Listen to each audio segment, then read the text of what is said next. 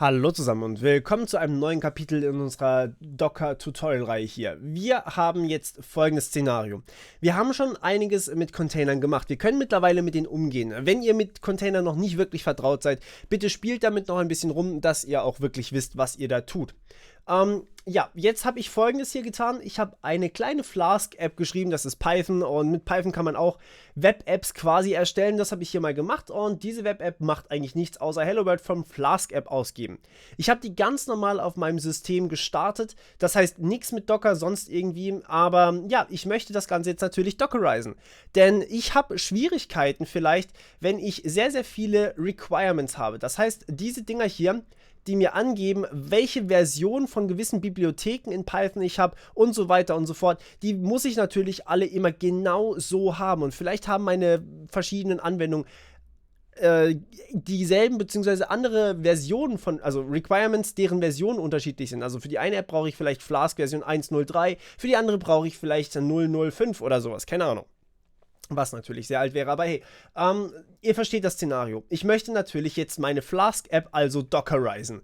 Und dazu schreibe ich mir eine sogenannte Docker-File. Das heißt, ich muss hier ein Dokument anlegen. Das Ding muss wirklich Docker-File heißen. Und ansonsten funktioniert das Ganze nicht. Aber ja, muss genau so heißen. Und jetzt können wir hier tatsächlich Dinge reinschreiben, die uns definieren, wie denn, also ohne Dateiendung. Wichtig, wenn ihr unter Windows seid, müsst ihr Dateiendungen einblenden, sonst funktioniert das nicht. Und ja, ich stelle euch natürlich auch die App hier zur Verfügung. Allerdings wollte ich dazu nächstes Video nochmal ganz kurz was machen. Wobei, vielleicht stelle ich euch auch einfach das Skript zur Verfügung. Und die Requirements, die sind im Endeffekt sehr, sehr einfach. Genau. Und in diese Docker-File kommt jetzt quasi rein, wie dieses Ding gebaut werden soll. Das heißt, zunächst einmal haben wir sehr, sehr viele Images, die wir als Grundlage verwenden können. Das heißt, wir können hier einfach sagen, okay, ich baue jetzt mein Image aus from, das heißt, worauf basiere ich mein Bild hier, von Python 3.7 minus slim. Ja, das bedeutet so viel wie, okay, benutzt bitte Python 3.7, und zwar die Mini-Version davon. Es gibt einen ganzen Haufen von diesen Images, die man quasi als Grundlage verwenden kann. Ja, im Endeffekt kann man quasi alle davon als Grundlage verwenden, und dann kann man schreiben, was man gerne haben möchte. Das funktioniert zum Beispiel auch mit Nginx wunderbar. Da kann ich einfach sagen, benutzt bitte Nginx und schieb hier meine Dateien rein. Funktioniert auch. Okay, also Grundlage. Nennen wir es lieber zugrunde liegendes Image. So, okay. Nun haben wir hier quasi gesagt, okay, darauf basieren wir das Ganze. Jetzt können wir allerdings noch mehr machen, logischerweise. Ansonsten bräuchten wir keine Docker-File und würden sonst einfach das hier nehmen. Wir können hier nämlich eine Work Directory erstmal angeben. Müssen wir sogar. Das ist quasi das Directory, wo wir eigentlich, wer hätte es gedacht, arbeiten wollen. Work dir. So, und das geben wir an in /app. Also denkt daran, wir haben quasi Zugriff auf das komplette Dateisystem. Hier können wir einfach sagen, ich hätte ganz gerne genau hier drin meine ganzen Dateien. Alles muss da liegen.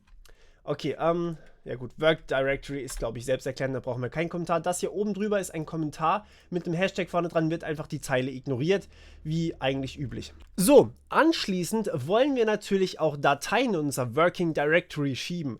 Und das ist tatsächlich einfach nur ein Kopiervorgang, der im Endeffekt Dateien in dieses in dieses Verzeichnis reinkopiert, das wir angeben. Das heißt, wir sagen hier add, und ich möchte gerne, dass die Dateien in diesem Verzeichnis hier, also app.py und requirements.txt, dass die in mein Working Directory geschoben werden. Das heißt, ich sage add. Also mein aktuelles Verzeichnis, und schieb die bitte nach /app. Das ist ja mein Working Directory, haben wir hier oben angegeben. Okay, also, das schreibe ich mal hier dazu. Ja, ich denke schon wieder im Englischen. Kopieren des aktuellen Verzeichnisses in /app.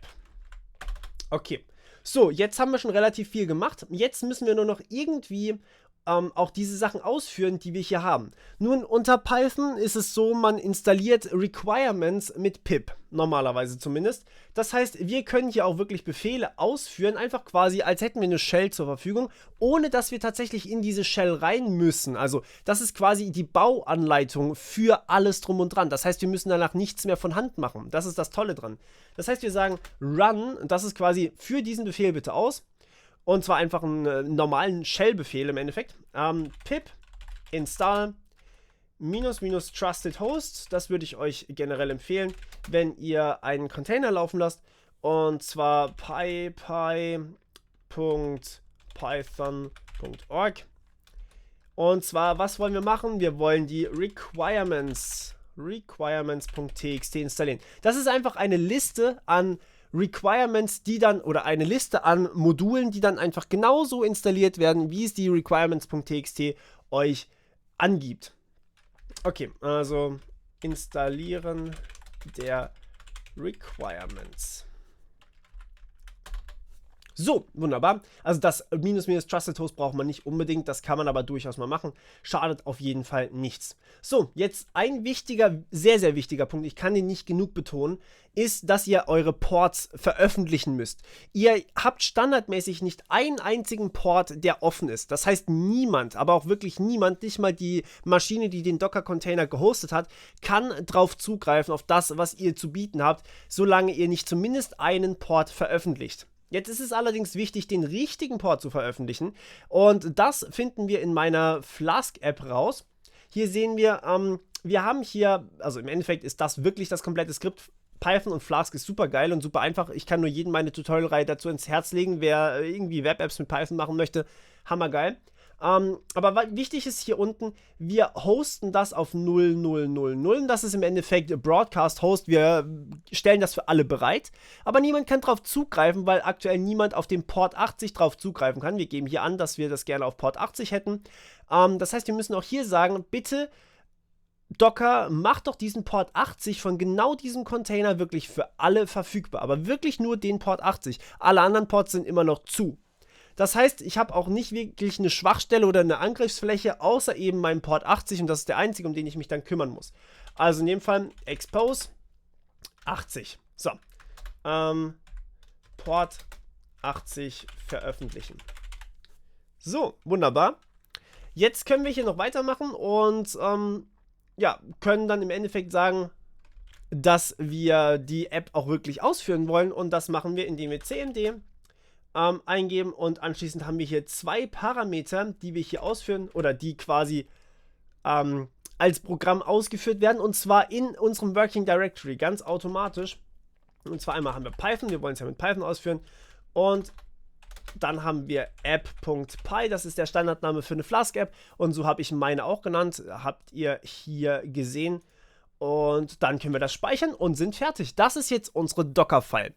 Und ja, mit dieser Docker-File können wir jetzt dann ein Image erstellen, und daraus, oder im Endeffekt ist das quasi das Image, fast schon, und daraus bauen wir uns dann einen Container. Und ja, das ist erstmal die Grundlage für die weiterführenden Videos. Ich wünsche euch viel Spaß, wir machen natürlich nächstes Mal weiter, und ja, bis dann, ciao.